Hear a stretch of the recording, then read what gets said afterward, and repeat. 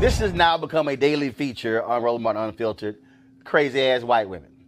A white woman in Portland, Oregon apparently called the cops because a black couple's car was a few inches into a crosswalk. No. All right, folks, back to our Roland Martin Unfiltered video in just one moment. Now, a word from one of our Roland Martin Unfiltered partners.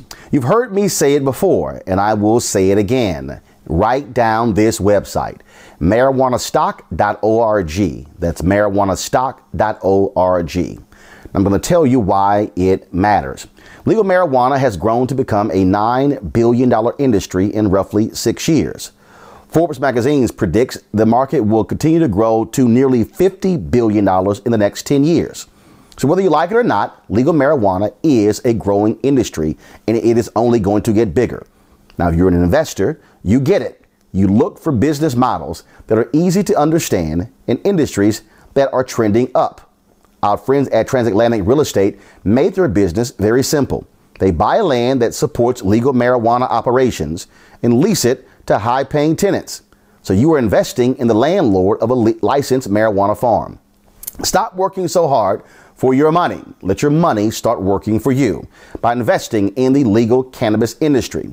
You can invest as little as $300 up to $10,000. But you can't wait. This crowdfunding opportunity is only available for a few more days. They say that you either make things happen, watch things happen, or sit around wondering what happened. Don't be the person watching and wondering. Don't let another investment boom get away from you. It's time to make something happen for you, your finances, and your family. And don't forget my pro tip. To be included, you must complete and confirm your application. And be sure to complete the process. Go to marijuanastock.org. That's marijuanastock.org. Get in the game, folks. Do it now before time runs out. Now back to your Roland Martin Unfiltered video. The couple was picking up a quick bite to eat. This is what happened when they came out. They gonna call her? This is another white person calling the police on a black person because she says we're illegally. Because she's saying that we're illegally parked right here. Come on, Maddie. Come on, please. You are. So this is her. It doesn't give you the right. Go home. Go back to your neighborhood. It doesn't. Go back to your. You're not from here. Not doing that shit. If you calling about a car that's been parked less than 5 minutes across the crosswalk, I've been here you ain't 10 from minutes. here. You an idiot. Bro, I'm telling you, these white women are losing their mind. No, and it's okay. Go ahead, Joe. I'm sorry. I have a list that I've been keeping that is now yay long. Black folk barbecuing in the park.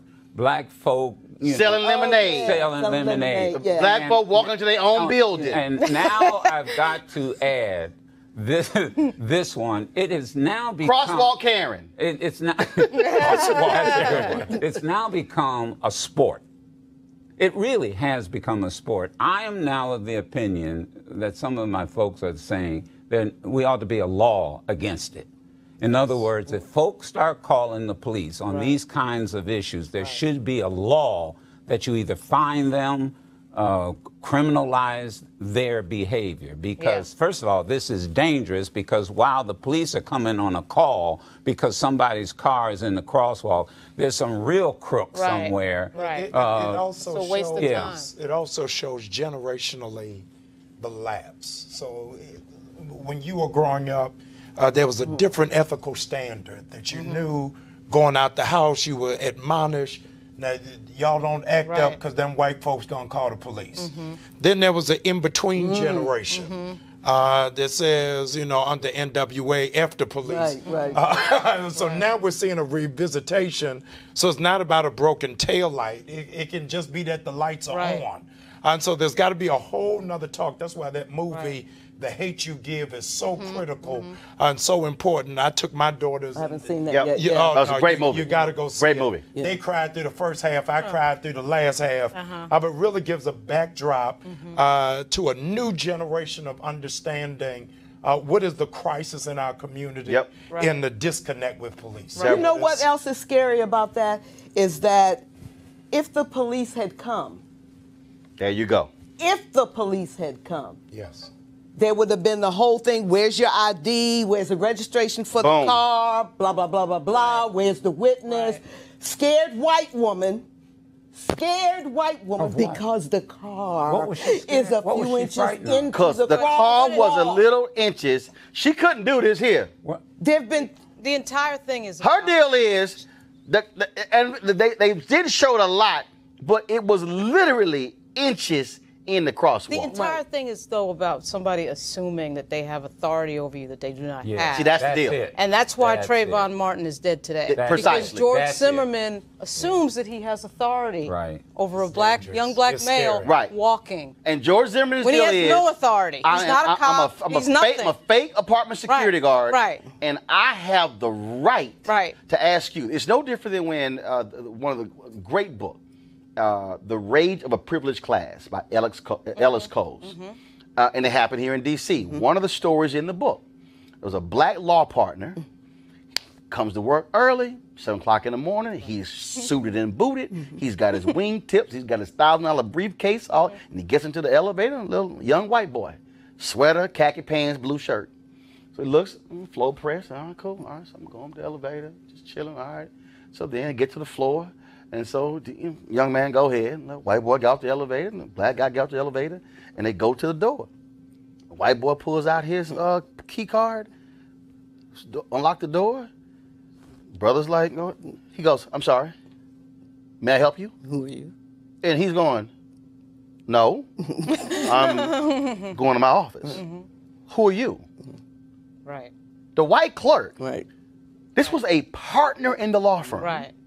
This white clerk felt that he had the right to question this black law partner. Exactly. Law partner, Ellis writes in the book, law partner goes into his office and he is fuming. He is mad. He's because he's like, wait a minute, hold up.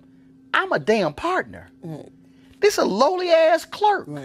And he felt that he had the right to ask me who I was. Which first of all says, if you're the white clerk, how in the hell you don't know who the partners in the law firm are? Right. And this brother was just angry. And this story spread all around D.C. And that speaks to black professionals, where you have folks who have this position like, I get to ask, I'm white. I can ask you anything and you have to comply. This is like South Africa in the past book. Show me your papers. In America, we are culturally conditioned to believe that white is superior, black is inferior. And the manifestation of that cultural conditioning is that black is undervalued, underestimated, and marginalized. Speaking of generation, now you've got a generation that says, we're not going to be undervalued. We're not going to be marginalized. That's and we ain't going to pray. And that's why you heard the young man said that you must be crazy. But I also can tell you how many times that I've been in front of a hotel, NAACP conventions, and somebody has handed me the keys to their Mercedes and asked me if I would park it. And there's been some times I've thought about taking those. Karen Mosley Braun did that to me. Oh, yeah. The convention, the Black Caucus convention, bunch of us are standing there talking. Yeah. She walks up and hands me the keys and says, I was told you'd park my car legally. And I said, they said I would? They said I would? She said no, but she said just go to that clutch down there in the lobby. And I said, I think it's the wrong clutch. But it's cultural, no one is immune. No, it is. No, it is. Yeah, I mean, it really right. And for those who don't know, Carrie Mosley is black. but no one right. is immune. And the thing is, what we have to see, it's also how we react. I've had people who got mad at me. They're like, "Oh man, why you act a fool when people ask you on planes did you play football?" Because damn it, I didn't. Don't ask me if you heard I went to Texas A&M and I got on a hat and a shirt. Right. Right. The white boy got on Alabama gear. You ain't ask his ass if he play ball. Right. And the thing, but he doesn't look like a fullback. You do. Right. And hold on. And if they actually saw a fullback, they know this ain't how a fullback look. But that's sort of this whole thing. And you're right. This is those conditioning. Yeah. But this generation ain't gonna suck it up. Nope. And that was the beauty of Black Lives Matter. They came in the door with that attitude of we're not taking this. We're not doing this. Right.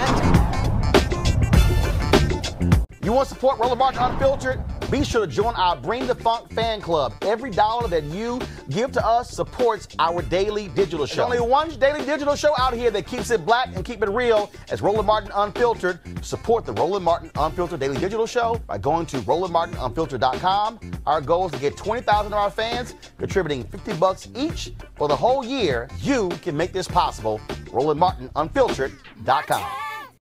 You want to check out Roland Martin Unfiltered?